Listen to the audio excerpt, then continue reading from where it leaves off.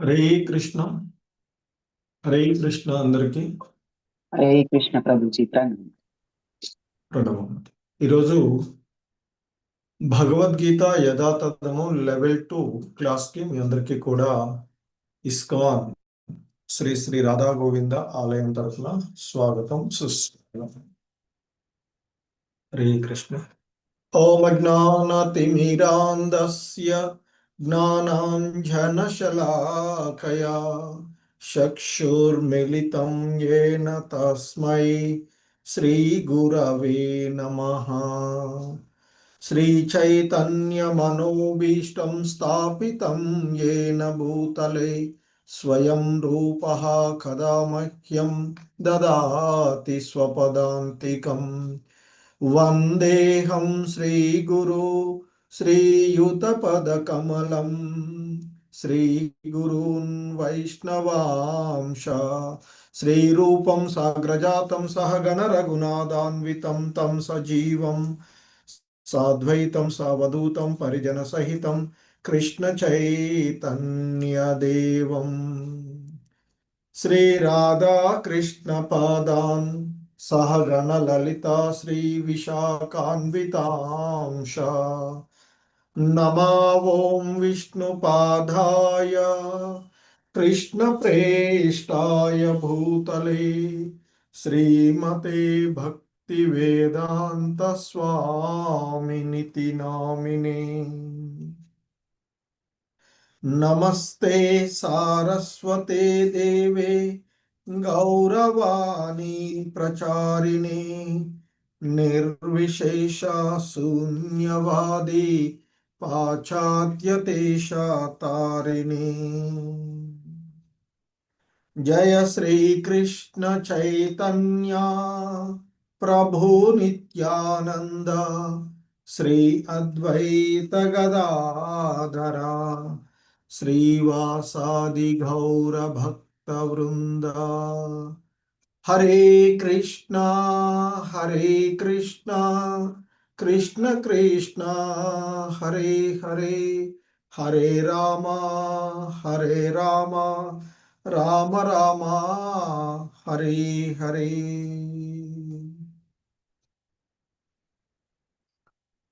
హరే కృష్ణ.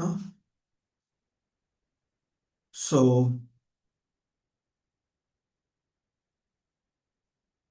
మనము అంతకుముందు ఇక్కడ ఈ భగవద్గీత యథాతథములోని 18వ అధ్యాయమైనటువంటి ముగింపు సన్యాసం యొక్క పూర్ణత్వము అనేటువంటి అధ్యాయంలో అర్జునుడు త్యాగం గురించి సన్యాసాన్ని గురించి తెలుసుకోగోరిన వాడై అడగడము, దానికి ఆ భగవంతుడు చెప్పేటువంటి సమాధానం యజ్ఞము దానము తపస్సులు వంటి వాటిని వదిలిపెట్టకూడదు అని, వాటన్నిటినీ కూడా ఫలాపేక్ష లేకుండా నిర్వహించాలి అనేటువంటిది. సో ఇక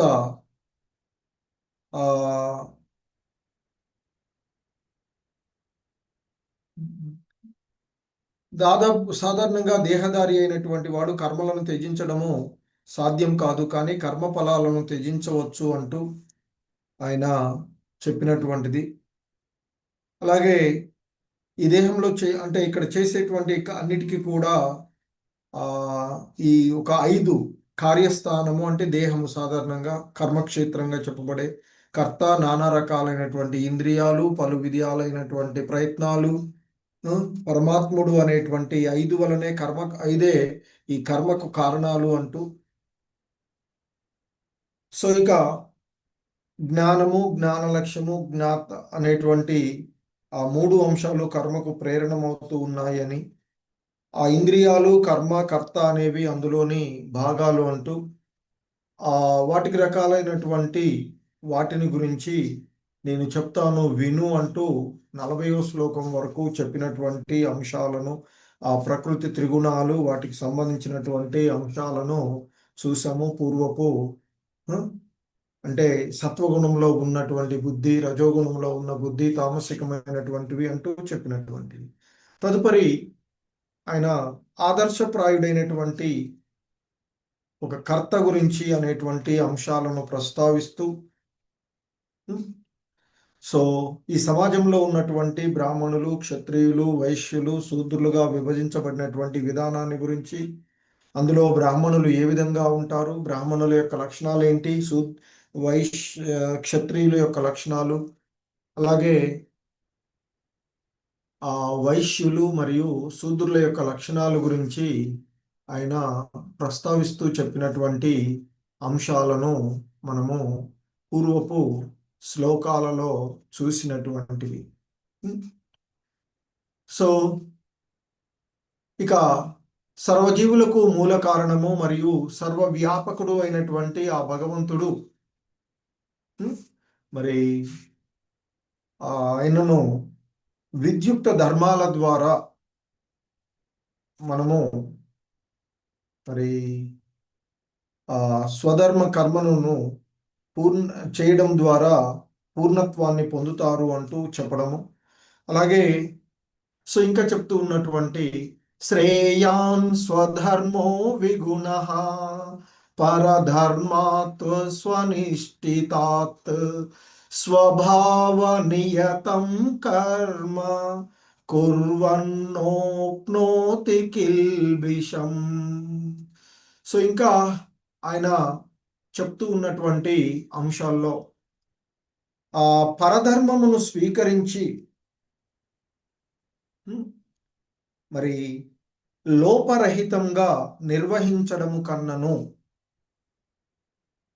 అంటే సమగ్రంగా పరధర్మాన్ని గ్రహించి దానిని నిర్వహించడం కంటే స్వధర్మంలోనే నెలకొని ఉండి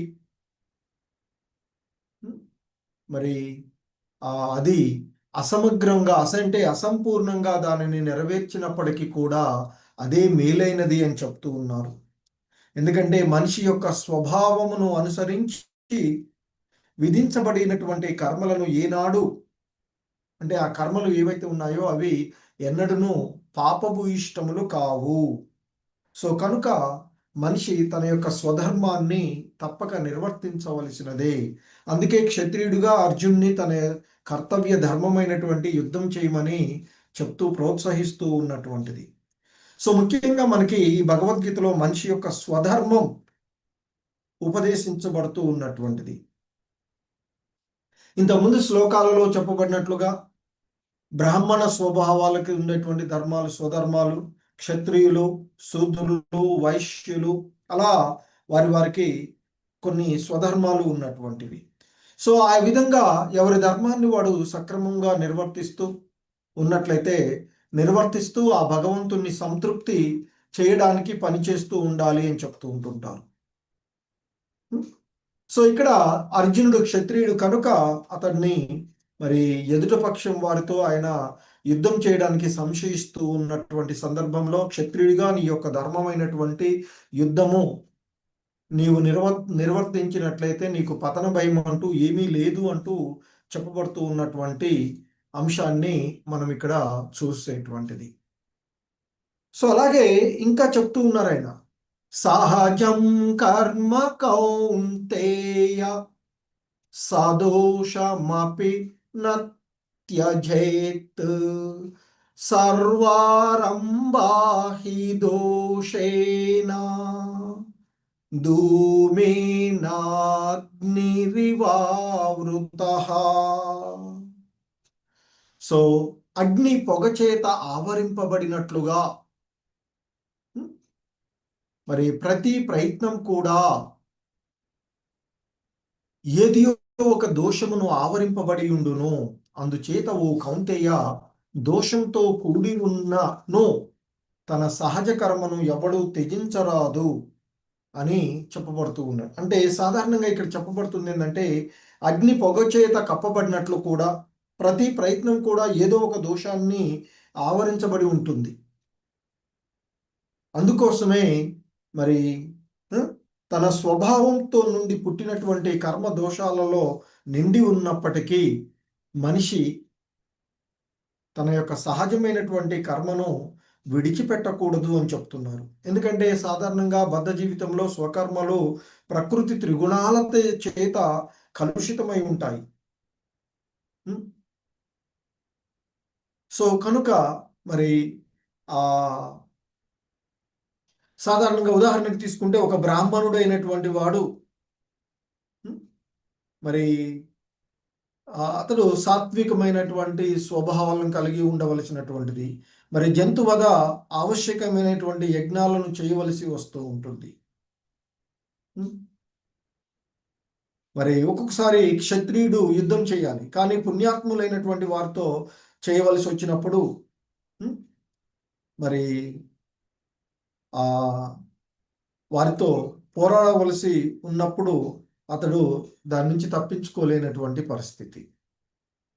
సో అలాగే వ్యవసాయం బిజినెస్ చేసేటువంటి వాడు లాభాలు గురించి మరి అందరితో ప్రస్తావించేటువంటి పరిస్థితి ఉండదు. సో కాబట్టి మరి అయినా వాటిని వారు నిర్వర్తించక తప్పదు అనేటువంటిది ఇక్కడ చెప్పబడుతూ ఉన్నటువంటి అంశం. సో ఇంకా చెప్తున్నారు, అసక్త బుద్ధి సర్వత్ర జితాత్మా విగత స్పృహ నైష్కర్మ్య సిద్ధిం పరమాం సన్యాసేనాదిగచ్చతి.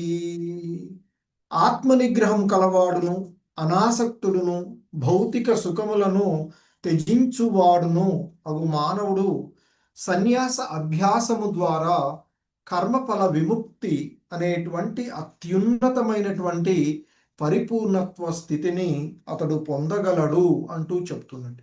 అంటే ఆత్మనిగ్రహం కలిగినటువంటి వాడు, అనాసక్తుడు, సమస్తమైనటువంటి భౌతిక భోగాలను విడిచిపెట్టినటువంటి వాడైనటువంటి వ్యక్తి ఆ సన్యాస సాధన ద్వారా కర్మఫల విముక్తిలో అత్యున్నతమైనటువంటి స్థితికి చేరుకుంటాడు అని చెప్తారు. ఎందుకంటే నిరంతరము భగవదంశాన్ని తలుస్తూ ఆ కర్మ ఫలాలను భోగించేటువంటి అధికారం తనకు లేదు అని, ఎందుకంటే ఆ భగవంతుని యొక్క దాసులంగా మనల్ని మనము తలుచుకుంటూ సో ఈ భౌతికమైనటువంటి జగత్తులో భోగించేటువంటి అధికారము మనకు లేదు. భోక్తారం యజ్ఞ తపసాం సర్వలోక మహేశ్వరం అంటూ మనకి ఇంతకు ముందు శ్లోకాల్లో చెప్పబడినటువంటిది. సో ఆ భోక్త, ఈ లోకాలన్నిటికీ కూడా భోక్తగా ఆ భగవంతుడే ఉన్నటువంటి వాడు. సో ఆ భగవంతుని యొక్క సేవకులుగా మరి ఆ వాటిని కర్మఫలాలను భోగించే అధికారము మనకు లేదు అని ఎవడైతే భావించి ఉండగలుగుతాడో, భావించినటువంటి దాన్ని ఆచరణలో పెట్టగలుగుతాడో అటువంటిదే నిజమైనటువంటి సన్యాసము అని చెప్పబడుతూ ఉంటుంది. ఎందుకంటే మనిషి భగవంతుని యొక్క అంశ కనుక అతని యొక్క కర్మఫలాలు భగవంతుడే అనుభవించాలి. అంతే కదా. ఒక సర్వెంట్ ఉన్నాడు అనుకోండి, సర్వెంట్ చేసినప్పుడు వచ్చేటువంటి ఫలాలని సర్వెంట్ కాదు అనుభవించేటువంటిది, దానికి సంబంధించినటువంటి యజమాని ఎవడున్నాడో ఆ యజమాని అనుభవిస్తూ ఉంటుంటాడు కదా. సో మరి ఇక్కడ అన్నిటికీ కూడా యజమానిగా దేవదేవుడైనటువంటి ఆ భగవంతుడు ఉన్నటువంటిది. సో అందుకే ఇంకా చెప్తూ ఉన్నారు, సిద్ధిం ప్రోప్రాప్తో యథా బ్రహ్మ తతాప్నోతి నిబోధమే సమాసేనైవ కౌంతేయ నిష్టా జ్ఞానస్య యా పరాః. సో ఇంకా ఇక్కడ చెప్పబడుతుంది, ఓ కౌంతేయ, నిష్కామ కర్మ సిద్ధిని పొందినవాడు పరమాత్మను ఎలా పొందుతాడో, అంటే పూర్ణత్వాన్ని సాధించినటువంటి వాడు మరి ఆ పరమోన్నతమైనటువంటి జ్ఞానస్థితి, ఆ పూర్ణత్వ స్థితిని మరి అంటే ఆ బ్రహ్మమును ఎలా పొందుతాడో దానిని నేనిప్పుడు జ్ఞాననిష్ట అంటే ఏమిటో కూడా చెప్తాను, సావధానంగా విను అంటూ చెప్తూ ఉన్నటువంటిది ఆ కృష్ణ భగవానుల వారు చెప్తూ ఉన్నటువంటి అంశాలను. సో ఎందుకంటే ఇంతకు ముందు నుంచి మనం చూస్తూ ఉన్నాం, నీకు నేను దివ్యమైనటువంటి జ్ఞానాన్ని బోధిస్తూ ఉన్నాను, దీనిని జాగ్రత్తగా విను అర్జున అంటూ చెప్తూ ఉన్నారు. సో ఇక్కడ కూడా మరి పూర్ణత్వాన్ని సాధించినటువంటి వాడు ఆ బ్రహ్మస్థితిని, అంటే ఆ పరమాత్మను ఏ విధంగా పొందగలడో అనేటువంటి విషయాన్ని నేను ఇప్పుడు నీకు సమగ్రంగా చెప్పబోతూ ఉన్నాను. సో దాన్ని నా నుండి విను అంటూ మరి ఆ ఇక్కడ ముఖ్యంగా భగవంతుని కొరకే కర్మలు చేస్తూ కేవలము స్వధర్మము నెలకొనడం ద్వారా ఒక మనిషి ఏ విధంగా మహోన్నతమైనటువంటి పూర్ణత్వాన్ని సాధించగలడో దానిని అర్జునుడికి వివరిస్తూ ఉన్నటువంటి అంశము మనము ఇక్కడ చూస్తూ ఉన్నటువంటిది.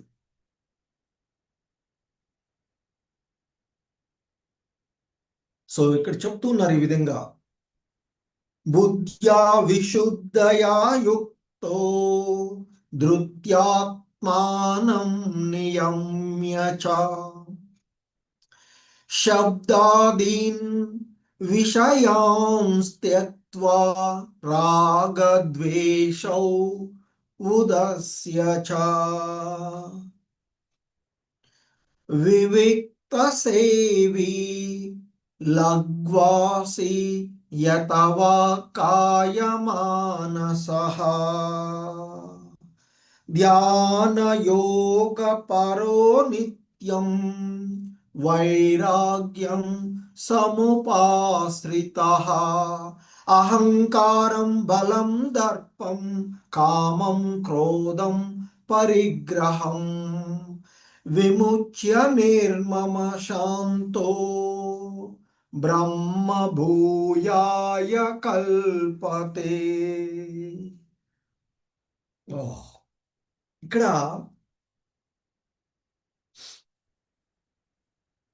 చెప్తున్నారు, బుద్ధ్యా విశుద్ధయా అంటే బుద్ధి అంటే బుద్ధితో, విశుద్ధయ అంటే పూర్తిగా పవిత్రుడై, యుక్తాహ అంటే నెలకొన్నటువంటి వాడు, దేంట్లో అంటే ధృత్యాత్మనం తనను ఒక దృఢ నిశ్చయంతో. సో ఇక్కడ చెప్పబడుతుంది, బుద్ధి చేత పవిత్రుడైనందునను మరియు రాగద్వేషముల నుండి విడివడి ఉన్న కారణంగా బుద్ధి చేత పవిత్రుడై, అలాగే ఇంద్రియ భోగాలను విడిచిపెట్టి, ఆ రాగద్వేషాలన్నింటినీ కూడా విడిచిపెట్టి, అలాగే ఆ ఇంద్రియ భోగాలను త్యజించి ఒక దృఢమైనటువంటి నిశ్చయంతో మనసును నిగ్రహించుకొని ఉన్నందున అలా నిగ్రహించి మరి ఏకాంత ప్రదేశమున వసించుచుండువాడును, మితాహారమును కలిగిన వాడును, మనోవాక్కాయములను నిగ్రహించువాడును. సో ఇక్కడ చెప్పబడుతూ ఉన్నటువంటి అంశాలలో ఏకాంత ప్రదేశంలో జీవించేవాడు ఎవడు? బుద్ధి చేత పవిత్రుడై ఇంద్రియ భోగాలను విడిచిపెట్టి దృఢ నిశ్చయంతో మనసును నిగ్రహించి రాగద్వేషాల నుండి విముక్తుడై ఏకాంత ప్రదేశంలో జీవించేటువంటి వాడు. అలాగే మితాహారుడు అంటే మితంగా భోజించేటువంటి వాడు, మనోవాక్కాయములను నిగ్రహించువాడు అంటే దేహము, మనసు, వాక్కులను నియంత్రించుకునేటువంటి వాడు, సర్వదా ధ్యానంలో ఉన్నటువంటి వాడు,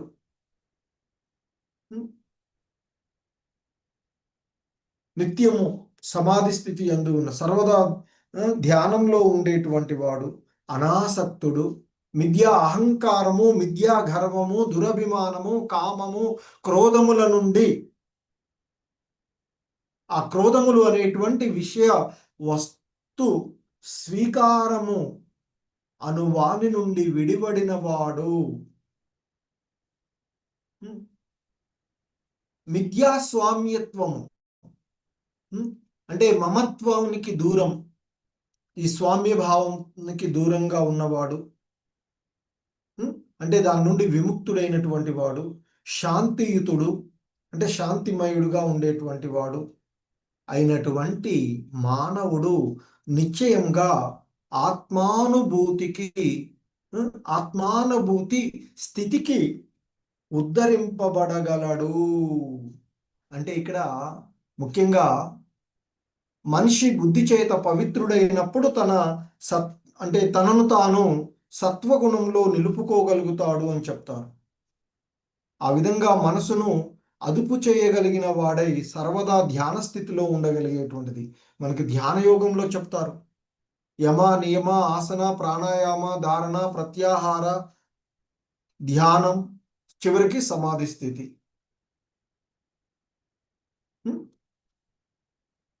మరి అలా ధ్యానంలో నిమగ్నమైనటువంటి వాడు ఇంద్రియ భోగ విషయాల ఎడ ఆసక్తుడు కాడు. ఇక తన కర్మలలో రాగద్వేషాల నుండి విముక్తుడై ఉంటాడు, అనాసక్తి ఉంటుంది. సో అలాంటి వాడే మరి బ్రహ్మానుభూతిని ఆత్మానుభూతి స్థితికి అతడు చేరినటువంటి వాడుగా, దాన్నే ఇక్కడ బ్రహ్మభూత స్థితి అంటే మనిషి భౌతిక జీవిత భావన నుండి విముక్తుడై, అలా విముక్తుడైనప్పుడు ప్రశాంతుడు కలతలేనివాడు అవుతాడు. అదే మనకి బ్రహ్మభూత స్థితి అని చెప్తూ ఉంటుంది. దీన్ని మనకి 2వ అధ్యాయంలో కూడా చెప్తారు. ఆపూర్యమాన చలం ప్రతిష్టం అంటూ సర్వదా నింపబడుతూ ఉన్నప్పటికీ కూడా మరి నిశ్చలంగా ఉండే సముద్రంలోనికి నదులు ప్రవేశించినట్లుగా మన జీవితంలో కూడా కోరికలు ఎన్నో నిరంతర ప్రవాహాలు వస్తూ ఉంటాయి. వాటికి కలత చెందని వాడే మరి శాంతిని పొందుతాడు అంటూ చెప్పబడినటువంటి.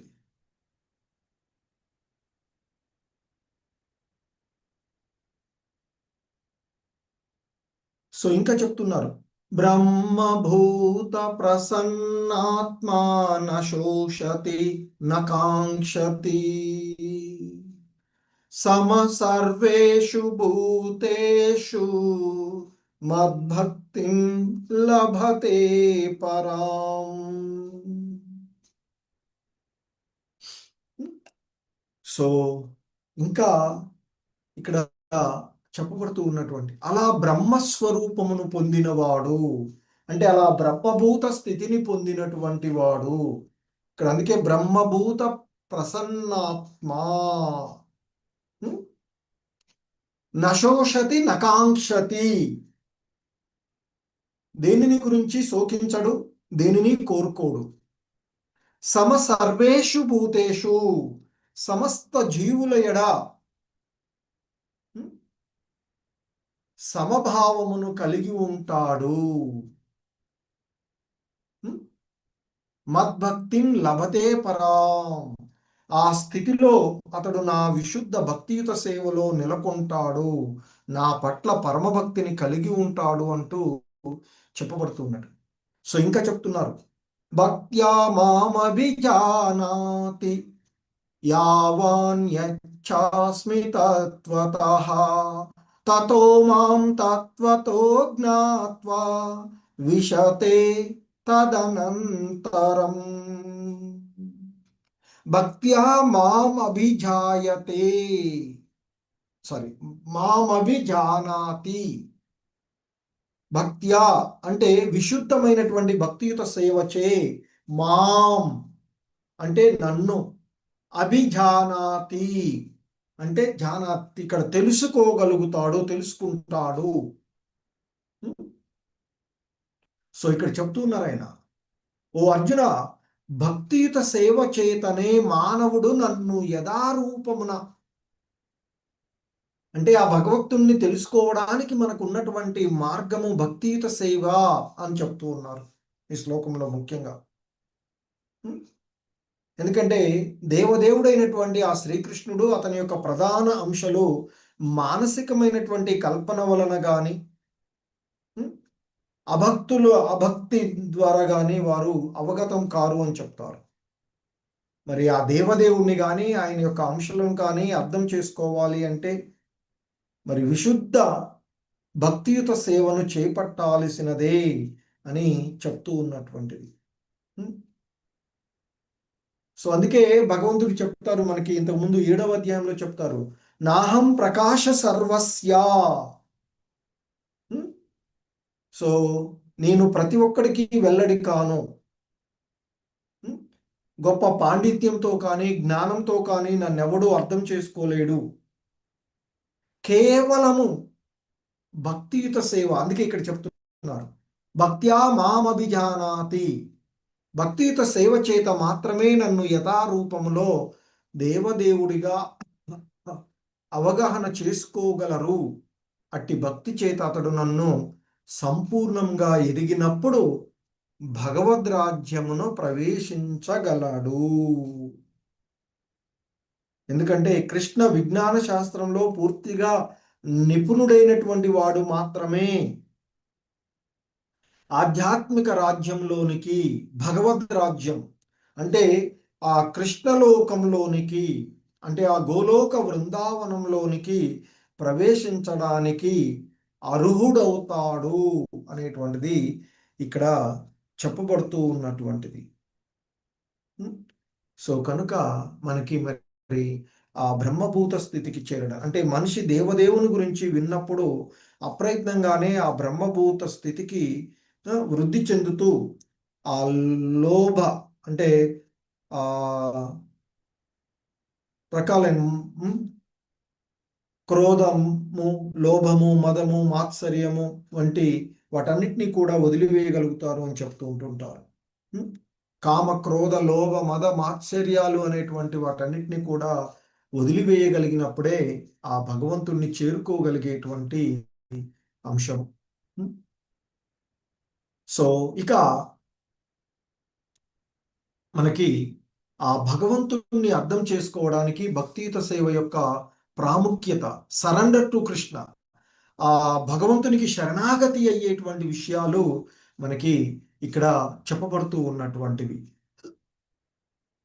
అలాగే మరి ఆ భగవంతుణ్ణి అర్థం చేసుకోవడానికి భక్తియుత సేవ యొక్క ప్రాముఖ్యతను వివరించిన తరువాత ఆయన ఇక్కడ మనకి ఆ భగవంతునిపై ఆధారపడి ఆయన రక్షణలో పనిచేయడం ద్వారా అన్ని అడ్డంకులను సర్వధర్మాన్ పరిత్యజ్య మామేకం శరణం వ్రజ అంటూ చెప్తారు ఇక్కడ ముందు ముందు వచ్చేటువంటి వాటిలో. సో కనుక అన్ని అడ్డంకులను సో మరి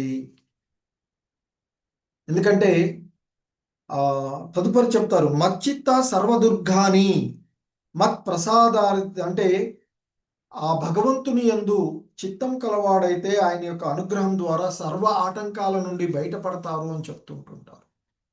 సో అందుకే ఇక్కడ చెప్తున్నారు, నా భక్తులు సర్వకార్యాలు చేస్తూ ఉన్నా నన్నే పూర్తిగా ఆశ్రయిస్తారు, నా కృపచేత వారు నిత్య శాశ్వతమైన మరియు అనస్వరమైన ధామమును పొందుతారు. నస్వరము అంటే క్షీణించిపోయేటువంటిది, అనస్వరము అంటే శాశ్వతంగా ఉండి నశింపు లేనటువంటిది, క్షీణత లేనటువంటిది.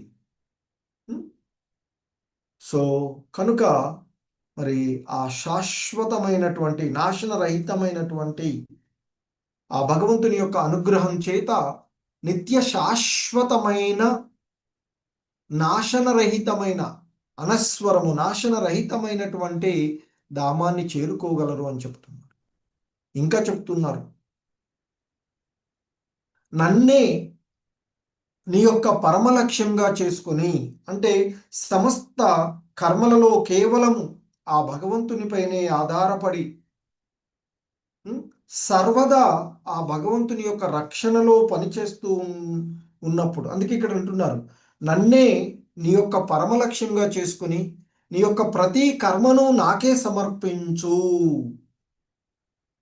బుద్ధి యోగమును ఆశ్రయించి నీ చిత్తమును నాయందే ఎల్లప్పుడూ లగ్నము చెయ్యి. అంటే పూర్తిగా ఆ భక్తియుత భావనలో పూర్తిగా ఆ భగవంతుని యొక్క భావనలో ఉండమని ఇక్కడ చెప్తూ ఉన్నటువంటిది. ఎందుకంటే మనిషి కృష్ణ భక్తి భావనలో పనిచేసినప్పుడు ప్రపంచానికి తానే భోక్తను అనే లేదా తానే ప్రభువుని అనేటువంటి భావన ఉండదు. తానెప్పుడు కూడా దాసుడుగానే భావిస్తూ ఉంటాడు. దాసాన దాసులుగా తనని భావిస్తూ ఉండేటువంటిది. తనని ఒక సేవకుడుగా ఆ భగవంతుని పూర్తిగా ఆ భగవంతుని నిర్దేశంలోనే పనిచేస్తూ ఉంటుంటాడు. సో అలా తన యొక్క విధిని శ్రద్ధతో నిర్వహించేటువంటి వాడే ఆ భగవద్ధామాన్ని చేరుకోగలరు అని చెప్తున్నారు. అందుకే ఇక్కడ చెప్తున్నారు, మచ్చిత్త సర్వదుర్గాని మత్ప్రసాదాత్ తరిష్యసి అత చేత్వమహంకారాత్ న శ్రోష్యసి వినంక్ష్యసి. ఓ అర్జున, నీవు నా యందు మనసు కలవాడవైతే నా కృప చేత, నా యొక్క అనుగ్రహం చేత, కృప అంటే అనుగ్రహం, నా యొక్క కృప చేత అన్ని అడ్డంకులను మరియు కష్టాలను, అంటే ఈ బద్ధ జీవితపు సమస్త ఆటంకాలను అధిగమించగలవు, అంటే దాటగలవు. కానీ నా మాటలు వినక మిథ్యా అహంకారము చే పని చేస్తే నీవు నశిస్తావు, అంటే పతనం చెందుతావు అంటూ చెప్పబడుతూ ఉన్నటువంటిది. ఎందుకంటే పూర్తిగా కృష్ణ భక్తి భావనలో ఉన్నటువంటి వ్యక్తి జీవన కార్యాలను గురించి ఏ విధమైనటువంటి చింత ఉండదు అని చెప్తారు. ఎందుకంటే సమస్త చింతల నుండి అతడు విముక్తుడై ఉంటాడు. మరి అలా కృష్ణ భక్తి భావనలో పనిచేసేటువంటి వాడు ఆ భగవంతునికి అత్యంత సన్నిహితుడవుతాడు, ఇంతకు ముందే చెప్పినట్లుగా. సో అలా ఆ భగవంతుని ప్రీత్యర్థము భక్తితో పనిచేస్తూ ఉన్నటువంటి మిత్రుడి యొక్క సౌకర్యాన్ని ఆ భగవంతుడే చూసుకుంటాడు. అందుకే ఇక్కడ చెప్తున్నారు, సర్వదుర్గాని. సర్వ అంటే సమస్తమైన, దుర్గాని అంటే ఆటంకాలు, దుర్గము అంటే ఆటంకాలు అన్నట్టు. సో అన్ని రకాలైనటువంటి ఆటంకులు, అంతే కదా. ఒక యజమాని దగ్గర సర్వెంట్ వర్క్ చేస్తున్నాడంటే ఆ సర్వెంట్ యొక్క బాధ్యతలన్నీ కూడా చూసుకోవలసినటువంటిది ఆ యజమాని యొక్క బాధ్యత. సో భగవంతుడు కూడా ఆ విధంగానే తన యొక్క మిత్రులను, సో ఎందుకంటే ఆయన సుహృదం సర్వభూతానాం అని చెప్పబడింది ఇంతకు ముందు మనకి.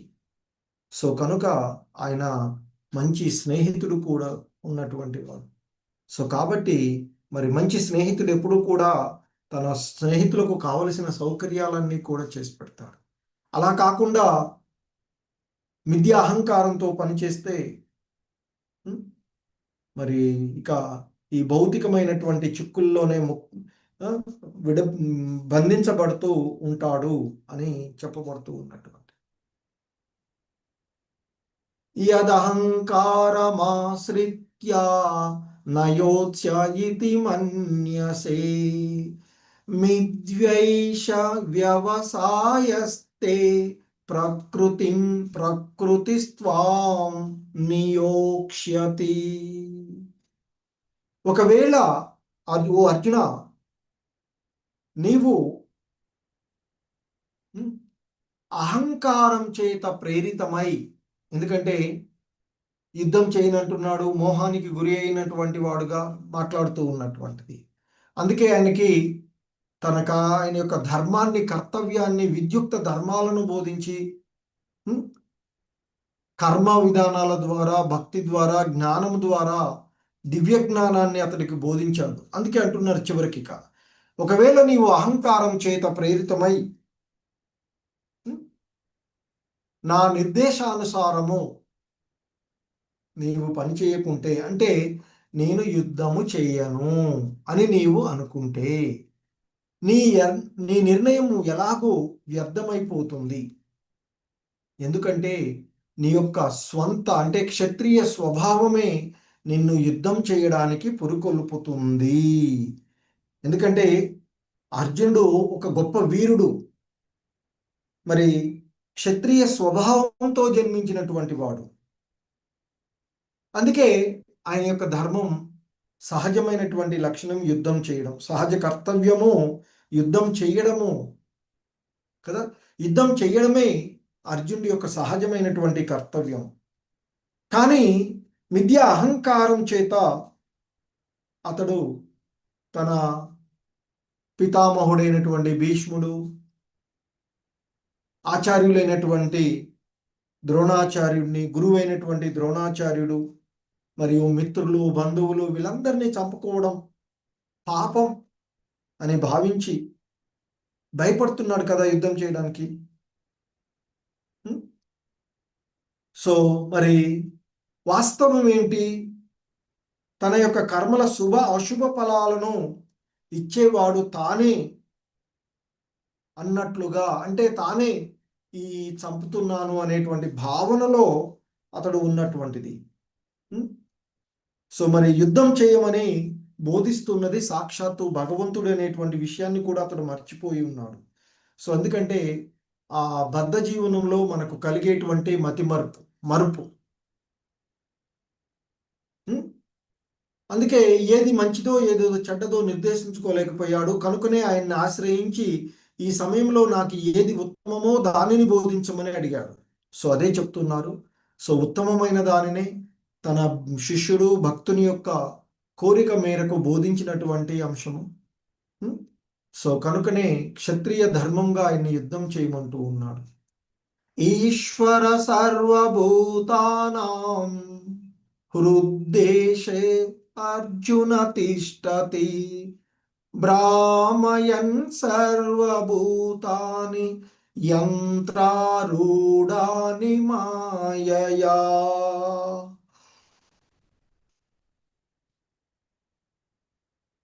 సో ఇక్కడ ఇంకా చెప్పబడుతూ ఉన్నటువంటి అంశము ఈశ్వర సర్వభూతానాం. ఈశ్వర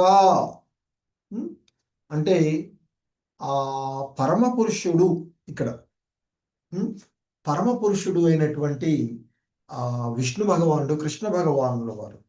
సర్వభూతానాం అంటే సకల జీవుల యొక్క హృద్దేశే, హృద్దేశే అంటే హృదయస్థానములో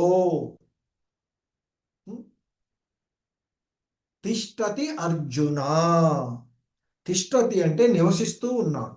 అందుకే ఇక్కడ అంటున్నారు, ఓ అర్జున, ఆ పరమ పురుషుడు అంటే దేవదేవుడు పరమాత్మ స్థానం రూపంలో ప్రతి ఒక్కరి హృదయంలో ఉండి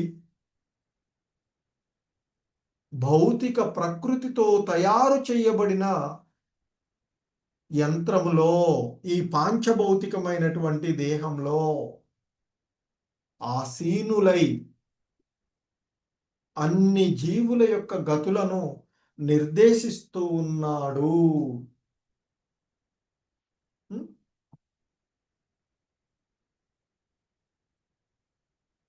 అని చెప్తున్నాడు. ఈ జీవుల యొక్క, ఎందుకంటే మనము ఈ దేహాన్ని విడిచిన తర్వాత మనకి గతానికి సంబంధించినటువంటి విషయాలన్నీ కూడా మర్చిపోయేటువంటిది. కానీ భూత భవిష్యత్తు వర్తమాన కాలాలను ఎరిగినటువంటి వాడు. అందుకే అంతకుముందు చెప్తారు మనకి భగవద్గీతలో, ఓ అర్జున, పూర్వము జరిగినటువంటి విషయాలు, ప్రస్తుతము జరుగుతూ ఉన్న విషయాలు, భవిష్యత్తులో జరగబోయేటువంటి విషయాలు. అందుకని 11వ అధ్యాయంలో భవిష్యత్తులో ఏం జరుగుతుంది, వీళ్ళందరూ కూడా చంపబడతారు, కనుక నీవు నా చేతిలో ఒక పనిముట్టులాగా ఈ యుద్ధంలో విజయాన్ని పొందు అంటూ ఆయనకి అవకాశం ఇస్తారు శ్రీకృష్ణ భగవానుల వారు. సో కాబట్టి మరి ఆ కృష్ణ భగవానుల వారు భవిష్యత్తు, వర్తమానము, గతము అన్ని కూడా ఎరిగినటువంటి వాడు. సో కాబట్టి మనం మర్చిపోతాం. సో కనుక మనం మర్చిపోయినటువంటి వీటన్నిటికీ కూడా ఆయన ఫలితాలను మరి సాక్షిభూతంగా నిలిచి ఉండేవాడు. ఇక్కడ ఈ ఆత్మ పరమాత్మ అనేటువంటి ఈ రెండు, హరే కృష్ణ, స్క్రీన్ కనిపిస్తుంది కదా మాతాజీ, ప్రభుజీ? కనిపిస్తుంది ప్రభుజీ. హరే కృష్ణ. సో ఇక్కడ ఈ ఆత్మ అంటే జీవుడు, పరమాత్మ, సో దేవదేవుడు, మరి వీళ్ళిద్దరూ కూడా ఒకే చెట్టు పైన, అంటే ఈ దేహంలో వసిస్తూ ఉన్నటువంటి వారు హృదయంలో. అయితే ఈ ఆత్మ ఏం చేస్తుంది? తాను చేసేటువంటి ఫలాలను భోగిస్తూ ఉంటుంది. కానీ పరమాత్ముడు దానికి సాక్షిభూతిగా ఉంటూ ఉంటాడు. మరి పరమాత్ముడికి మనం చేస్తూ ఉన్నవన్నీ తెలుసు. మనమేమో ఈ దేహాన్ని వదిలేయగానే దానికి సంబంధించినటువంటి విషయాలన్నీ కూడా మర్చిపోతాం. దానికి అనుకూలమైనటువంటి దేహాలను అన్నిటినీ అంటే అవకాశాన్ని ఇచ్చేటువంటి వాడు సాక్షిభూతుడుగా ఆ భగవంతుడు మనకి ఇచ్చేటువంటిది.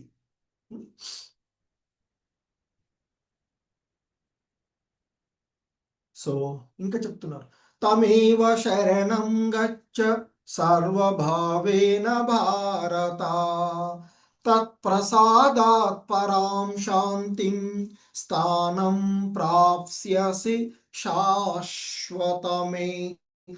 శాశ్వతం. ఓ భారత, అర్జున, తం ఏవ శరణం గచ్చ. సో సంపూర్ణంగా మరి ఆ ఈశ్వరుడినే, అంటే ఆ హృదయస్థ పరమాత్ముడునైన నన్ను అన్నట్టు ఇక్కడ, అంటే ఆ భగవంతుణ్ణి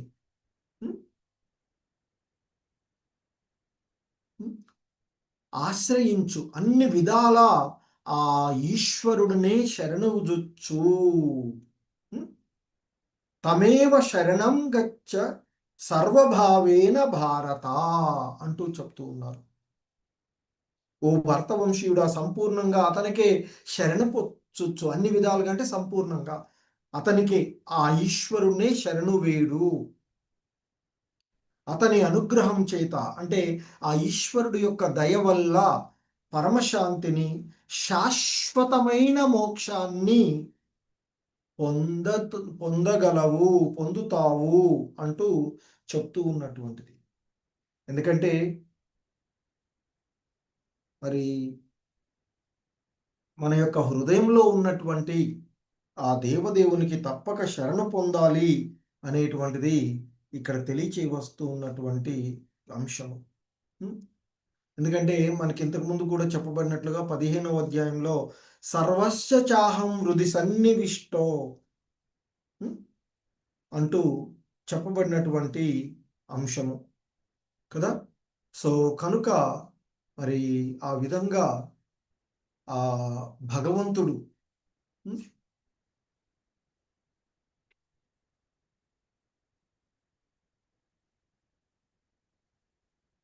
మరి ఆ భగవంతునికి శరణజొచ్చి సర్వస్యాహం హృది సన్నివిష్టో మత్త స్మృతిర్ జ్ఞానమపోహనం చ వేదైశ్చ సర్వరహమేవ వేద్యో వేదాంత కృదు వేద విదేవ చాహం అంటూ చెప్పబడింది అక్కడ.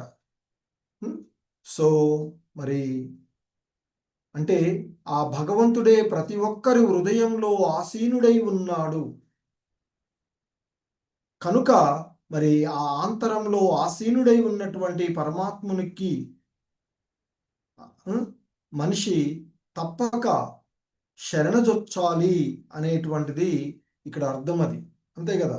నేను ప్రతి ఒక్కడు హృదయంలో ఆసీనుడునై ఉన్నాను, నా నుండే జ్ఞాపక శక్తి, జ్ఞానము, మరుపు కలుగుతూ ఉన్నాయి.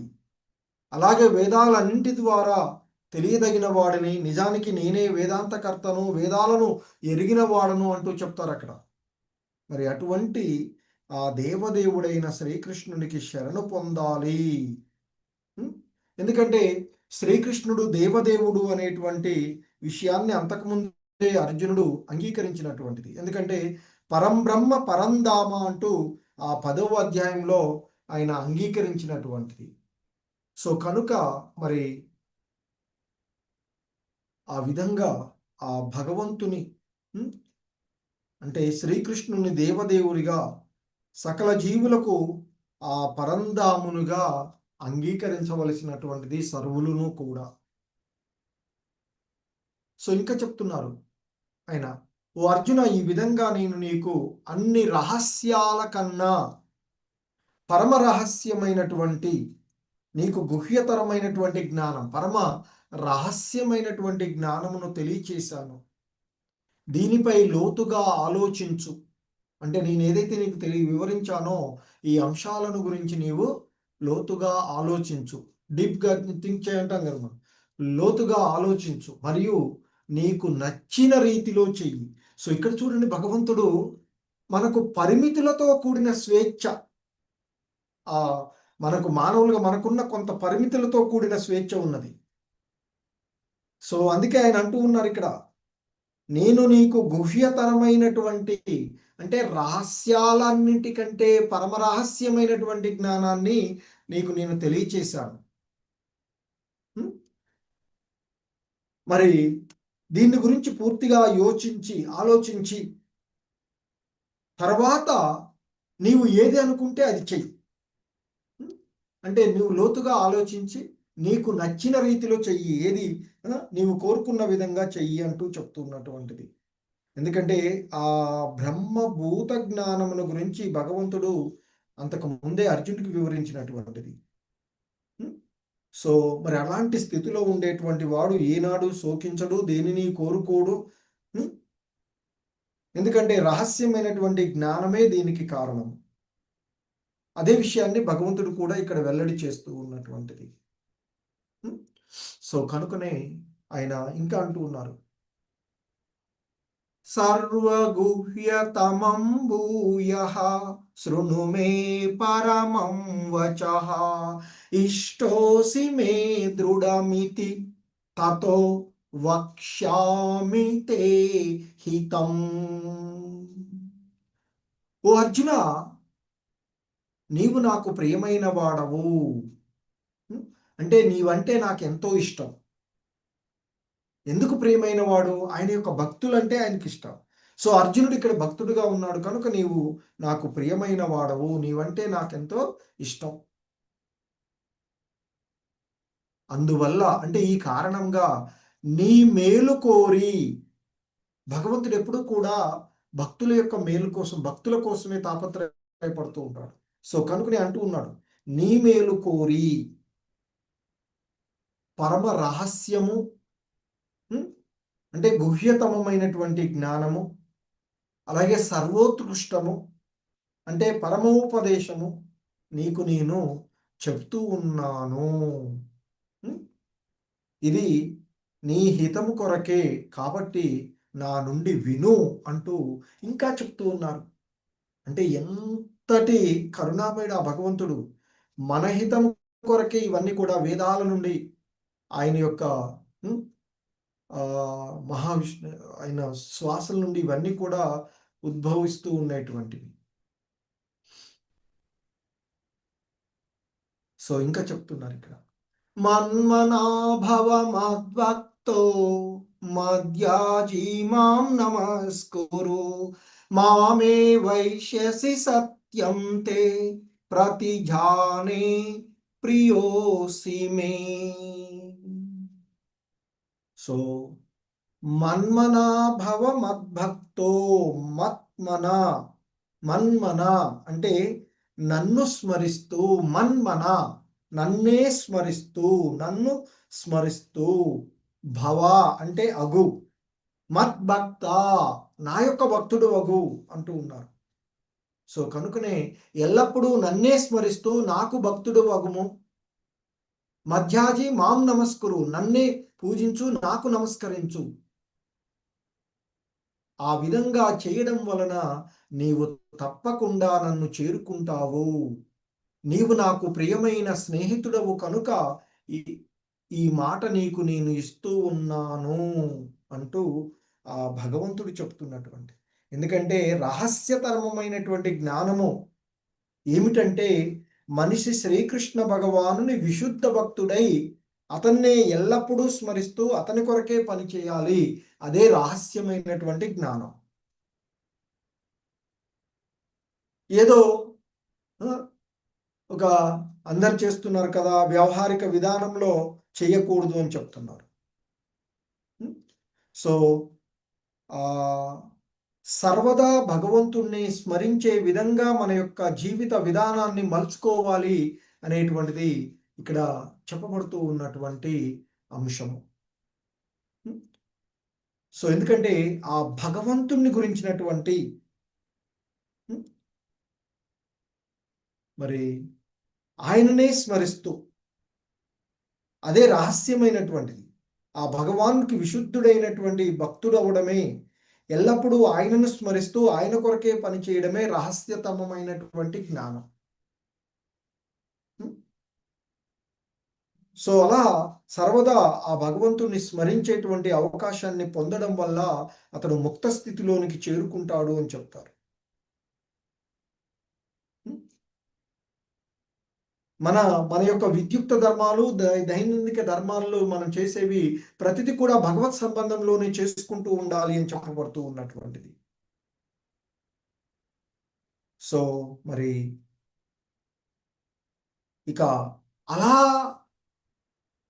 చేసేటువంటి వాడు ఆ విధంగా చేయడం వల్ల నీవు నన్ను తప్పక చేరుకుంటావు అని చెప్తున్నారు. సో అలా మరి అలా విశుద్ధమైనటువంటి కృష్ణ భక్తి భావనలో ఉన్నటువంటి వాడు ఎవడైనా మరి ఖచ్చితంగా కృష్ణలోకానికి చేరుకొని ఆ కృష్ణలోకంలో సాక్షాత్తు భగవంతునితో ముఖాముఖి సాంగత్యంలో నెలకొని ఉంటాడు అనేది ఇక్కడ భగవంతుడు ఇస్తూ ఉన్నటువంటి వాగ్దానం.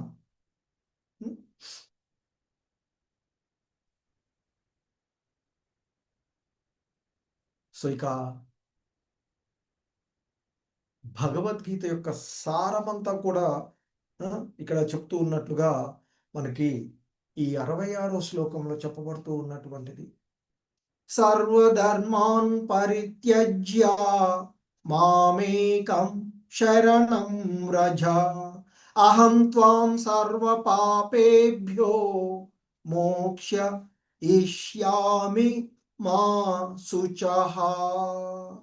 సర్వధర్మాన్ పరిత్యజ్య, అన్ని రకాలైనటువంటి ధర్మాలు. ఎందుకంటే ఇప్పటిదాకా నానా రకాలైనటువంటి జ్ఞానాలు, ధర్మ విషయాలు, పరబ్రహ్మ జ్ఞానము, పరమాత్మ జ్ఞానము, నానా రకాలైనటువంటి వర్ణాశ్రమాలు, సన్యాసాశ్రమాలు, అసంగత్వము, మనో ఇంద్రియాల నిగ్రహము, ధ్యానము, అనేక రకాలైనటువంటి ధర్మాలను గురించి ఆయన వివరించాడు. ఇక చివరిగా చెప్తున్నారు, అంతిమంగా చెప్తున్నారు, టార్గెట్ మెయిన్ పాయింట్ గా చెప్తూ ఉన్నారు, సర్వధర్మాన్ పరిత్యజ్య మాం ఏకం శరణం వ్రజ. సో మాం, నన్ను, ఏకం, కేవలం, ఇంకెవడు లేదు నన్ను తప్ప, శరణం వ్రజ, నన్ను శరణ పొందు, అన్ని ధర్మాలను వదిలి కేవలము నన్నే శరణ పొందుము. అహం త్వాం సర్వ పాపేభ్యో మోక్ష ఇష్యామి మా శుచః అంటూ చెప్తున్నారు. సో కాబట్టి ఈ పాపాలన్నిటి నుండి కూడా నేను విముక్తుణ్ణి చేస్తాను, భయపడకు, మా శుచః, భయపడకు అంటూ చెప్తూ ఉన్నాను. మోక్ష ఇష్యామి, విముక్తుణ్ణి చేస్తాను నేనే, కాబట్టి భయపడకు. ఎందుకంటే అర్జునుడు యుద్ధం చేయడము, యుద్ధంలో గురువులను, తాతలను, బంధువులను, స్నేహితులను, అందరినీ చంపుకోవడము పెద్ద పాపంగా భావిస్తూ ఉన్నాడు.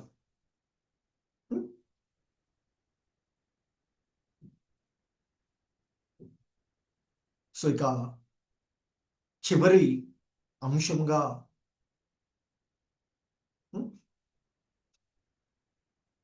మరి సంజీవుడు చెప్పబోయేటువంటి అంశాలు, ఆ కృష్ణుడి సూచనలు అన్నీ విన్న తర్వాత అర్జునుడు దృఢ సంకల్పంతో నిలబడి యుద్ధానికి సిద్ధమవుతాడు. అది ఆ భగవంతుని యొక్క బోధనలు, భగవద్గీత సారం. ఎందుకంటే అన్నీ త్యజించి ఆ యుద్ధం చెయ్యను అంటూ ధనుర్బాణాలను పక్కన పడవేసి ఆ రథంలో కూర్చుండిపోయినటువంటి వాడి.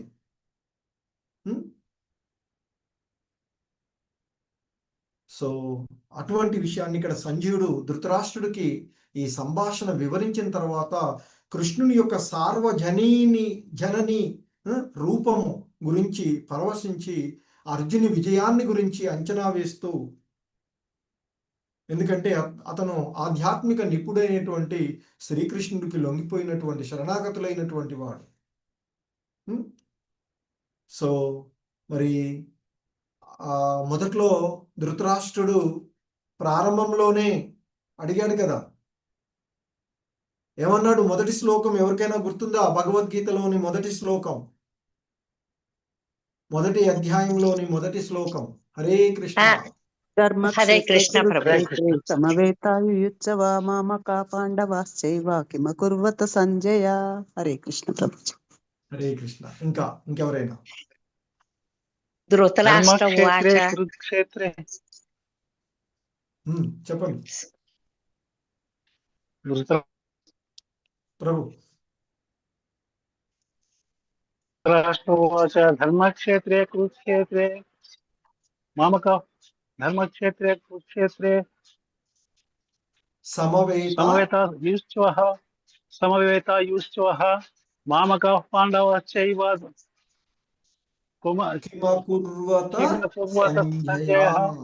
సంజయ. కిమకుర్వత సంజయ.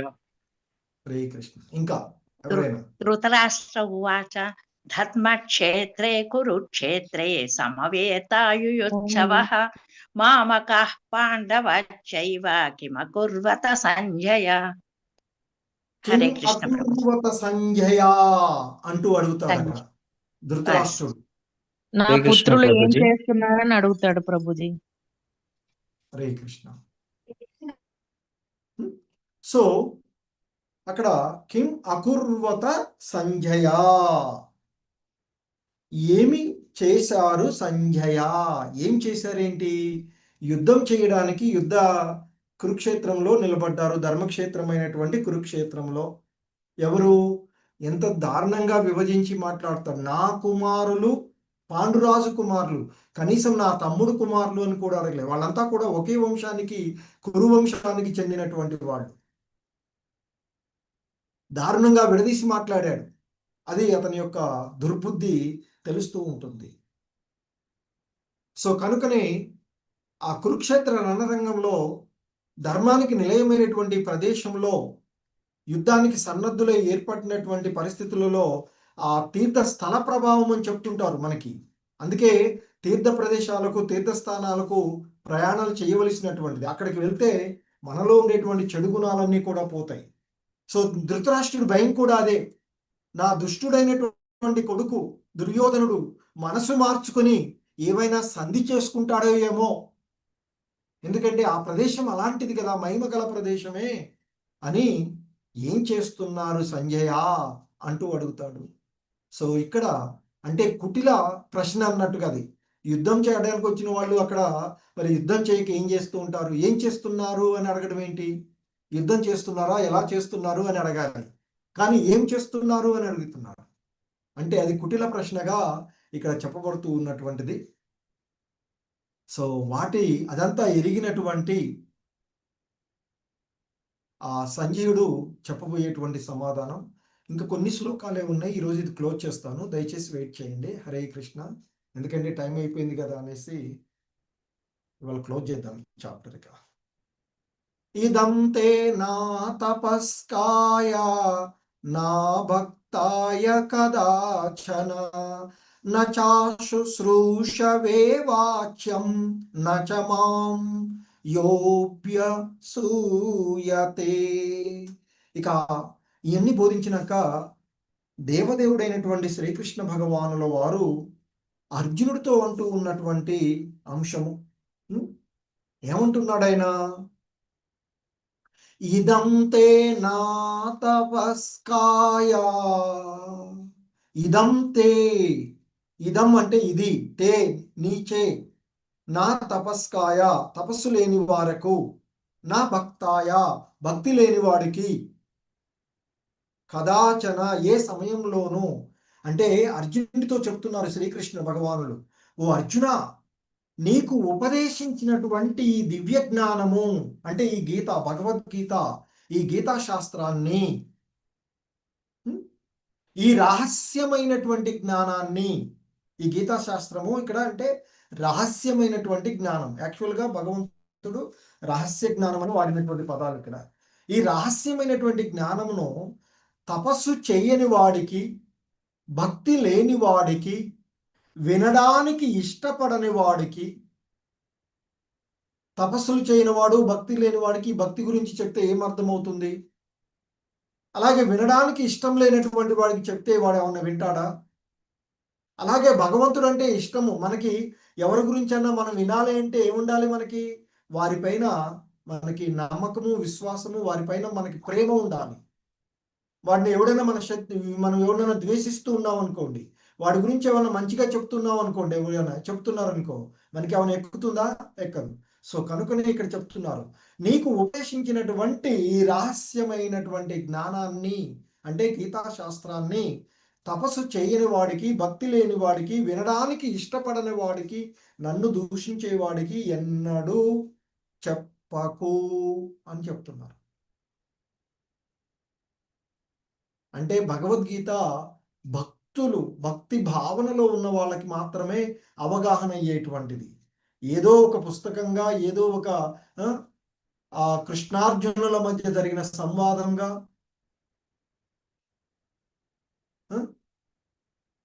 సో చాలా మంది చాలా రకాలుగా వివరణలు కూడా ఇస్తూ ఉంటారు. కురుక్షేత్రం అంటే ఈ దేహం అనేటువంటి క్షేత్రం, కర్మక్షేత్రం అని, ఈ పంచ పాండవులు అనేటువంటిది 5 ఇంద్రియాలు అని, అలా అలా ఏదేదో చెప్పుకుంటూ పోతుంటుంటారు. వాస్తవానికి అవేవి లేవంటారు, కానీ అన్ని ఎవిడెన్సెస్ ఉన్నాయి మనకి.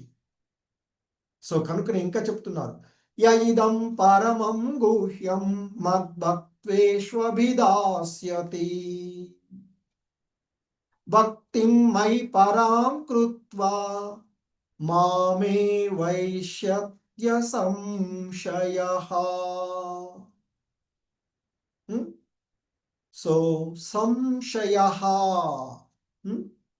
అంటూ చెప్తున్నారు. అసంశయః ఇక్కడ మామే వైష్యత్య అసంశయ, వైష్యతి అసంశయః అంటూ చెప్తున్నటువంటిది. సో అంటే భక్తులకు ఈ అత్యంత రహస్యాన్ని వివరించే వారికి, అంటే ఆ కృష్ణార్జునుల మధ్య జరిగిన సంవాదం ఏదైతే ఉందో ఆ భగవద్గీతని, ఈ భగవద్గీతను మీరు విన్నటువంటి ఈ భగవద్గీతను, మనం వింటూ ఉన్నటువంటి ఈ భగవద్గీతని ఎవడైతే నలుగురికి అంటే ఈ రహస్యాన్ని భక్తులకు వివరించే వారికి స్వచ్ఛమైన భక్తి తప్పక లభిస్తుంది అంటూ చెప్తూ ఉన్నారు. మరియు చివరికి అతడు తిరిగి నా వద్దకు వస్తాడు. కనుక భగవద్గీతను గురించి ప్రచారం చేసేటువంటి వాడు కూడా అంటే పవిత్రమైనటువంటి బుద్ధితో, ఎటువంటి ఆపేక్షలు లేకుండా భగవద్గీత జ్ఞానాన్ని నలుగురికి ప్రచారం చేసే, అంటే భక్తులకు ప్రచారం చేసేటువంటి వాడు కూడా ఆ భగవంతుని ధామానికి చేరుకోగలరు అని చెప్తున్నారు. అంటే అటువంటి అవకాశాన్ని ఇస్తాను అని చెప్తున్నారు ఇక్కడ. నచ తస్మాన్ మనుష్యేషు కచ్చిన్మే ప్రియకృత్తమః భవితా నచ మే తస్మాత్ అన్య ప్రియతరో భువి. సో మరి ఆ భగవద్గీత జ్ఞానాన్ని, అంటే భగవద్గీత కేవలము భక్తుల మధ్యనే చర్చించబడాలి అనేటువంటిదిగా చెప్పబడుతూ ఉన్నది. మరి ఇటువంటి ఈ దివ్య జ్ఞానాన్ని నలుగురికి ప్రచారం, అంటే భక్తులకు ప్రచారం చేసేటువంటి శ్రీల ప్రభుపాదులు వంటి గొప్ప భక్తులు, సో అలా భగవద్గీతను ప్రచారం చేసేటువంటి వాళ్ళు నాకు అతని కంటే ఎక్కువ ప్రియమైన సేవకుడు మరి ఒకరు ఈ ప్రపంచములోనే ఉండరు, లేరు అంటూ చెప్తున్నారు. అది కదా సో అంటే భక్తిని ప్రపంచవ్యాప్తంగా జగద్గురు శ్రీల ప్రభుపాదుల వారు, మరి అటువంటి ప్రియమైనటువంటి భక్తుడు ఇచ్చిన ఉపదేశాన్ని మనం పాటించి చక్కగా 4 నియమాలను పాటిస్తూ హరే కృష్ణ మహామంత్రాన్ని జపం చేస్తూ ఉన్నట్లయితే ఆయన చెప్పినట్లుగా ఆ భగవంతుని ధామానికి చేరుకోగలుగుతాం మనం. కాకపోతే ఫలాసక్తి రహితంగా ఏ విధంగా ఆయన చెప్పారో ఆ విధంగా భావిస్తూ. సో అందుకే ఇక్కడ చెప్తున్నారు శ్రీకృష్ణ భగవాను, సాక్షాత్తు కృష్ణ భగవానుల వారే చెప్తున్నారు, నాకు అతని కంటే ఎక్కువ ప్రియమైన వాడు వేరొకడు లేడు, ఈ ప్రపంచంలోనే లేడంటున్నాడు. అంటే ఈ భగవద్గీతను నలుగురికి ప్రచారం, భక్తులకు తెలియచేయడమే సేవ. సేవ అంటే ఏంటి? భక్తి. భగవంతుని సేవే భక్తి. అంటే అది భక్తిలో ఉన్నటువంటి ఎటువంటి భక్తి చూడు. ఇక ఆ భగవంతుడికి అలా చేసే వాళ్ళకంటే వేరుగా ఇంకెవడు అంతకంటే గొప్పవాడు లేడు అని చెప్తున్నారు. అంతకంటే ప్రియమైన వాడు ఇంకెవడూ లేడు, అంతటి ప్రియం అని చెప్తున్నారు ఇది. సో ఇంకా చెప్తున్నారు, ఓ అర్జున, మన ఈ పవిత్ర సంభాషణను అధ్యయనం చేసేవాడు కూడా, అంటే దీన్ని నలుగురికి ప్రచారం చేయలేకపోయారనుకోండి, కనీసం చదవగలిగేవాడు, అధ్యయనం చేసేటువంటి వాడు, చదివేటువంటి వాడు, భగవద్గీతను వినేటువంటి వాళ్ళు, తన యొక్క జ్ఞానయజ్ఞము ద్వారా, అంటే భగవద్గీతను చదవడము, అధ్యయనం చేయగలగడము, వినగలగడము చేస్తున్నారంటే వాళ్ళు జ్ఞానయజ్ఞం చేస్తున్నట్లు అని చెప్తున్నారు ఇక్కడ మనకి.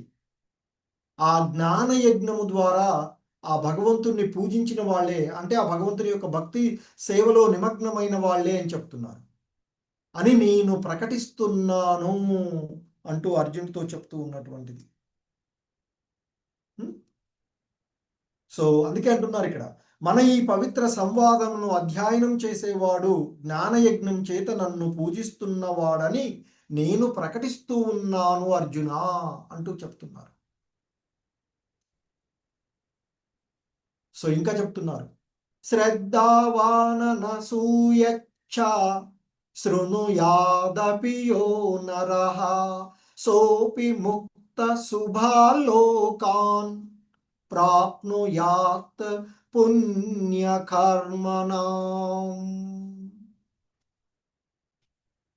శ్రద్ధతో అసూయ లేకుండా దీనిని వినేవాడు కూడా, అంటే భగవద్గీత ఈ దివ్య జ్ఞానాన్ని శ్రద్ధ విశ్వాసాలతో వినేవాడు కూడా,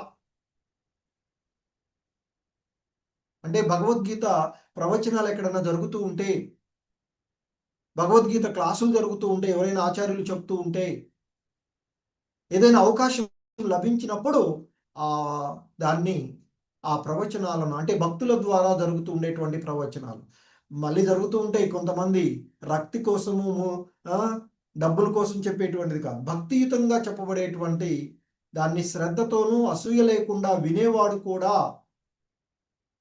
పాపాల నుండి విముక్తి పొందుతాడు. సో శ్రద్ధగా ఎవరైతే భగవద్గీతను వింటూ ఉంటారో అటువంటి వాడు పాపాలన్నీ తొలగిపోతాయని చెప్తున్నారు. అది భగవద్గీత యొక్క మహోన్నత్యం. అందుకే పూర్వం మొదటి క్లాసులలోనే చెప్పుకుంటాం, గీతా మహాత్మ్యంలో మనకి చెప్పబడుతూ ఉన్నటువంటి అంశాలలో మరి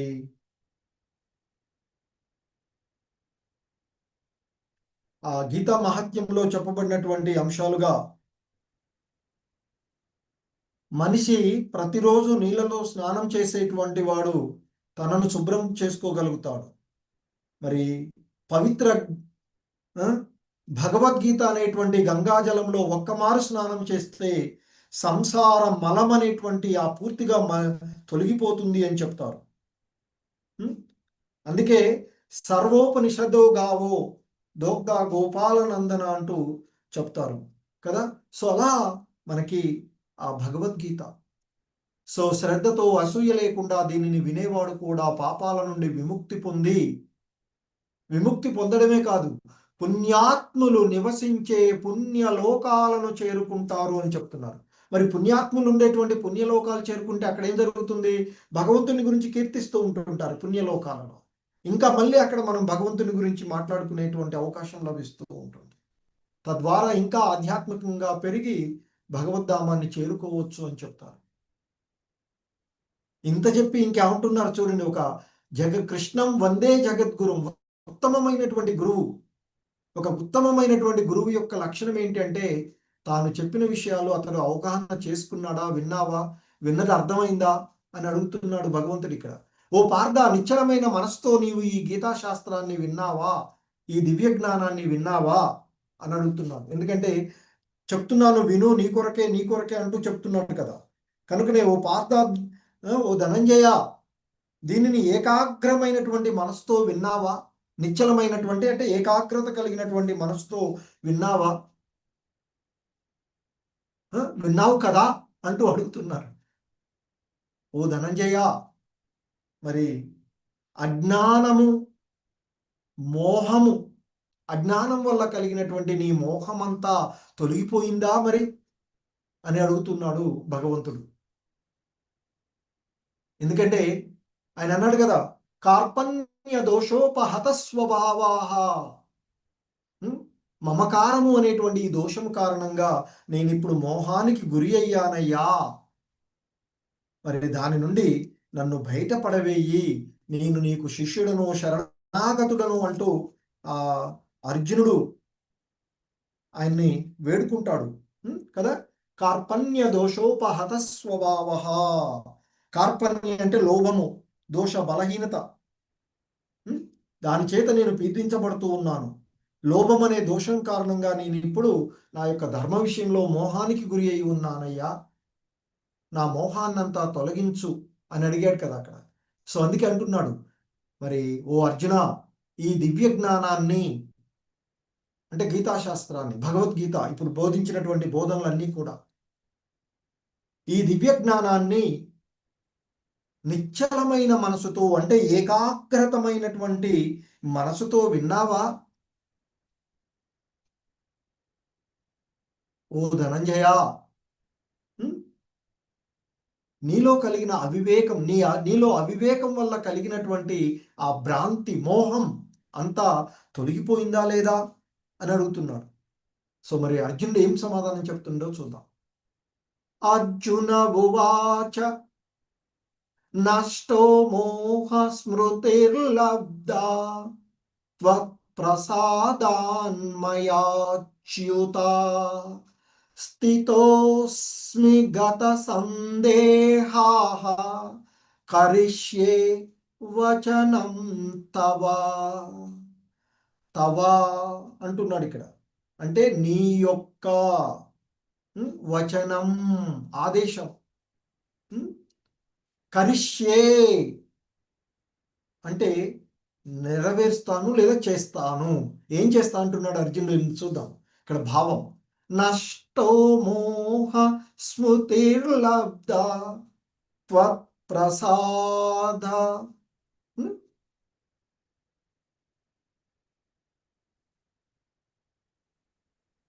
అచ్యుత.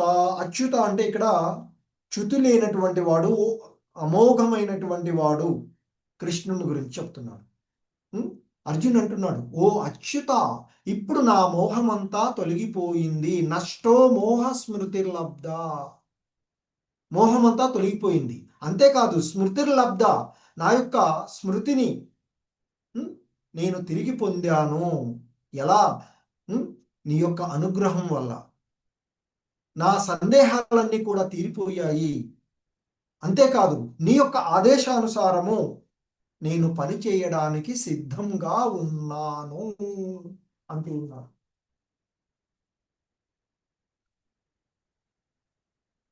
సో అది వారిద్దరి మధ్య జరిగినటువంటి సంభాషణ.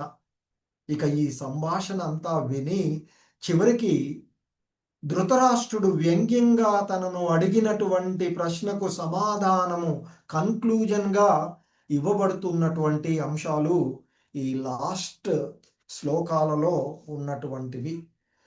సంజయ ఉవాచ ఇత్యహం వాసుదేవస్య పార్థస్య చ మహాత్మనః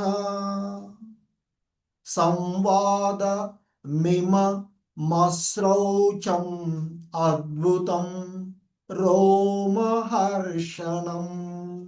సంజయుడు అంటూ ఉన్నాడు, ఓ ధృతరాష్ట్ర రాజా, ఈ విధంగా శ్రీకృష్ణార్జునులు అనే ఇరువురు మహాత్ముల మధ్య జరిగిన సంవాదాన్ని నేను విన్నానయ్యా. ఆ సంవాదము లేదా సందేశము ఎంత అద్భుతంగా ఉంది అంటే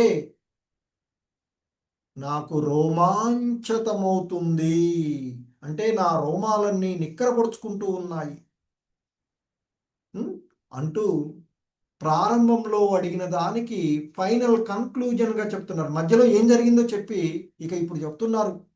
సో ఈ విధంగా మహాత్ములైనటువంటి ఇరువురు మహాత్ములు నరనారాయణులు అయినటువంటి అర్జునుడు శ్రీకృష్ణుల మధ్య జరిగిన ఆ సంవాదాన్ని నేను విన్నాను. ఆ సందేశం ఎంతటి అద్భుతం అంటే నా రోమాలన్నీ నిక్కరబొడుచుకుంటూ ఉన్నాయా, నాకు రోమాంచితమవుతుంది అంటూ. ఎందుకంటే భగవంతుడే తన శక్తులను గురించి, ఎందుకంటే భగవంతుని యొక్క లీలలు ఎంతో అద్భుతాలు శక్తిపూర్ణాలు అని చెప్తారు. మరి అది శుద్ధ భక్తుల నుంచి విన్నప్పుడు ఎంతో గొప్పగా ఉంటుంది. ఇక్కడ అర్జునుడు సాక్షాత్తు దేవదేవుడైన కృష్ణుడి నుండే విన్నటువంటిది. మరి ఇక అతనికి అలాగే వారిద్దరి మధ్య జరుగుతుంది. నేరుగా తన గురువు గారైనటువంటి వ్యాసుని యొక్క అనుగ్రహం ద్వారా సంజయుడు దాన్ని తెలుసుకోగలిగినటువంటిది. ఎందుకంటే సంజయుడు కూడా గురు శిష్య పరంపరలో ఉన్నటువంటి వాడు.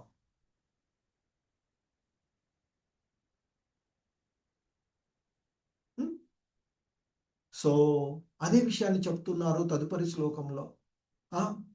ఓకే, మధ్యలో శ్లోకాస్ పెట్టుకున్నట్టున్నాను. హరే కృష్ణ. తదుపరి శ్లోకంలో చెప్తారు ఆయన, ఓ కృష్ణ ఓ ధృతరాష్ట్ర రాజా, అర్జునుడితో స్వయంగా మాట్లాడుతున్నటువంటి యోగేశ్వరుడైనటువంటి శ్రీకృష్ణుడి నుండి నేరుగా ఈ పరమ రహస్యమైనటువంటి సంభాషణను నా గురుదేవులైనటువంటి వ్యాసుని యొక్క అనుగ్రహం చేత ఇదంతా నేను విన్నాను అంటూ చెప్తున్నారు. వ్యాస అనుగ్రహం ద్వారా ఇది సంజయుడు కృష్ణుడు అర్జున్తో చెప్తూ ఉన్నటువంటి సంభాషణ అంతా తను వినగలిగాను అని చెప్తున్నారు. ఎంతటి అద్భుతమైనటువంటి విజ్ఞానము, ఎంతటి పరిస్థితి ఆ రోజుల్లోనే మనకి చూడండి. అదంతా కూడా ఎక్కడో కురుక్షేత్రంలో యుద్ధం జరుగుతుంటే హస్తినాపురంలో ఉన్నటువంటి సంజయుడు అక్కడ జరుగుతూ ఉన్నటువంటి ప్రతి విషయాన్ని విని మనసుతో వినగలిగి ఆ విషయాలన్నిటినీ కూడా ధృతరాష్ట్రుడికి చెప్తూ ఉన్నటువంటిది. సో ఇంకా చెప్తారాయన, ఓ రాజా, శ్రీకృష్ణార్జునుల ఈ అద్భుతమైన పవిత్రమైన సంవాదమును నేను పదే పదే తలుసుకుంటూ, ఏదైనా ఒక మంచి విషయాలు మనకి వింటే, ఆనందకరమైనటువంటివి వింటే మనకి వాటిని మళ్ళీ మళ్ళీ గుర్తు చేసుకుంటాం, ఎందుకంటే ఆనందాన్ని పొందడానికి. ఇక్కడ సంజయుడు కూడా అదే చెప్తున్నారు. నేను ఈ అద్భుతమైన పవిత్రమైనటువంటి వారిరువురి మధ్య జరిగిన ఆ సంభాషణను వినడం వల్ల నేను ప్రతి క్షణం తలుసుకుంటూ అద్భుతం పులకరించిపోతున్నానయ్యా నేను అంటున్నాడు. సో ఇంకా చెప్తారు, ఓ రాజా, శ్రీకృష్ణ భగవానుని అద్భుతమైన రూపమును స్మరించిన కొలది నేను అధికమైనటువంటి విస్మితుడనై పదే పదే ఆనందిస్తున్నాను. అది కదా ఒక విశుద్ధ భక్తుడు భగవంతుని దివ్య గుణాలను, దివ్య లీలలను, దివ్య రూపాన్ని తలుచుకుంటూ ఆనందాన్ని పొందడమే భక్తుడి యొక్క లక్షణము. సంజయుడు కూడా అదే పొందుతున్నాడు, అదే అనుభూతిని పొందుతూ ఉన్నటువంటిది ధృతరాష్ట్రుడితో చెప్తూ ఉన్నాడు.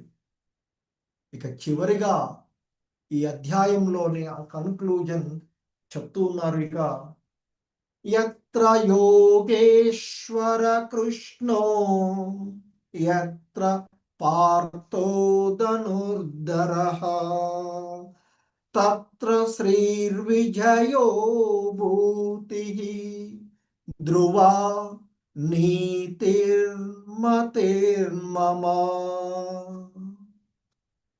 యత్ర యోగేశ్వర కృష్ణో యత్ర పార్థో ధనుర్ధరః తత్ర శ్రీర్విజయో భూతిః ధ్రువా నీతిర్మతిర్మమ. ఎక్కడ మహాయోగేశ్వరుడు అయిన శ్రీకృష్ణ భగవానుడు ఉంటాడో, ఎక్కడ మహాధనుర్ధారి గొప్ప విలుకాడైనటువంటి మహాధనుర్ధారి అయిన అర్జునుడు ఉండునో, అంటే ఎక్కడ ఈ భగవద్గీత చర్చించబడుతుందో అచ్చట శ్రీ అంటే సంపదలు, విజయం, విభూతి, అసాధారణమైనటువంటి శక్తి, నీతిర్మత్రిమమ నీతి ఉంటుంది. వీటన్నిటిని మించి నీతి ఉంది పాండవుల వైపు. సో నీతి ఉంటుంది. ఇది నా యొక్క అభిప్రాయము ధృతరాష్ట్ర రాజా అంటూ. సో ఎందుకంటే ధృతరాష్ట్రుడికి సంధి జరగడం ఇష్టం లేదు. ఎందుకంటే భీష్ముడు, ద్రోణుడు, కర్ణుడు మొదలైన మహాయోధులు, అలాగే పాండవుల కంటే అధిక సైన్యము కౌరవుల వైపు ఉంది. మొత్తంగా 18 అక్షౌహిణుల సైన్యము యుద్ధంలో పాల్గొంటే 11 అక్షౌహిణుల సైన్యము కౌరవుల వైపు ఉన్నటువంటిది. అంటే అప్పటికే అధర్మం పెరిగిపోతూ ఉన్నటువంటి పరిస్థితి, అధర్మాన్ని ఆశ్రయించినటువంటి వాడు. మరి అందులో భీష్ముడిని, ద్రోణుడు వంటి వారిని జయించడం అనేది ఎవరికీ సాధ్యం కాదు సాధారణమైనటువంటి పరిస్థితులలో. కనుక అందుకే ఏం చేస్తున్నారు సంజయ అంటూ అడిగాడు కదా. సో అటువంటి మహాయోధులు ఉన్నారనేటువంటి ఉద్దేశంతో విజయం తన పుత్రుడికి లభిస్తుంది, అంటే మేమే గెలుస్తాము అనే భావనతో ఉన్నాడు. కనుక అటువంటి భావన ఇంకా నీలో ఏమైనా ఉందేమో దాన్ని తొలగించుకోవయ్యా ధృతరాష్ట్ర రాజా అంటూ, ఎక్కడైతే మహాయోగేశ్వరుడైనటువంటి శ్రీకృష్ణుడు ఉంటాడో, దేవదేవుడైన శ్రీకృష్ణ భగవానుడు ఉన్నాడో, ఎక్కడైతే మేటి విలుకాడు మహా ధనుర్ధారి అయినటువంటి అర్జునుడు ఉంటాడో, అచ్చట ఖచ్చితంగా సంపద ఉంటుంది, విజయం ఉంటుంది, అసాధారణమైన శక్తి ఉంటుంది, నీతి ఉంది. కనుక నీ కొడుకు, నువ్వు ఆలోచిస్తూ ఉన్నట్లుగా నీ కొడుకులు గెలిచే అవకాశమే లేదు అని చెప్పకనే చెబుతూ ఆ విధంగా ధృతరాష్ట్రుడికి ఇంకా ఏవైనా బుద్ధి అంటే ఇంకా ఏమైనా ఉందేమో, గెలుస్తారు నా కొడుకులు అనే భావనలో ఏమైనా ఉంటే దాన్ని కూడా తొలగించుకోవయ్యా. ఎట్టి పరిస్థితుల్లో అవకాశమే లేదు. శ్రీకృష్ణుడు పాండవుల పక్షాన ఉన్నాడు, పాండవులలో మరి నీతి ఉంది, నీ పక్షమున వైపున అవినీతి. ఎందుకంటే వారి రాజ్యం వారికి ఇవ్వాల్సినటువంటిది, ఒక స్త్రీని అవమానపరిచినటువంటి పరిస్థితి. సో కనుక నీ వైపు ఎటువంటి నీతి లేదు, విజయం జరిగే అవకాశమే లేదు, సంపదలు లేవు అంటూ సంజయుడు ధృతరాష్ట్రుడితో చెప్తూ ఉన్నటువంటి ఇది. సో ఈ విధంగా భగవద్గీత యథాతథములో ఉన్నటువంటి శ్లోకాలను ఇస్కాన్ సంస్థాపక ఆచార్యులైనటువంటి శ్రీల ప్రభుపాదుల వారి యొక్క వివరణము. దీన్ని భక్తి వేదాంత భాష్యము అని అంటాం. సో భక్తి వేదాంత భాష్యాల ద్వారా చాలా లిమిటెడ్గా నేను చెప్పాను, ఎందుకంటే మనకున్నటువంటి సమయాన్ని బట్టి. ఇంకా డీటెయిల్డ్గా చదువుకునే అవకాశం ఉంది. మీరందరూ భగవద్గీత యథాతథము ఇస్కాన్ నుంచి ఉన్నటువంటి ఈ పుస్తకాన్ని శ్రీల ప్రభుపాదుల వారు ఇచ్చినటువంటి దీన్ని, కొన్ని ఏదో చిన్న చిన్న ప్రింటింగ్ మిస్టేక్స్ ఉండొచ్చు. సో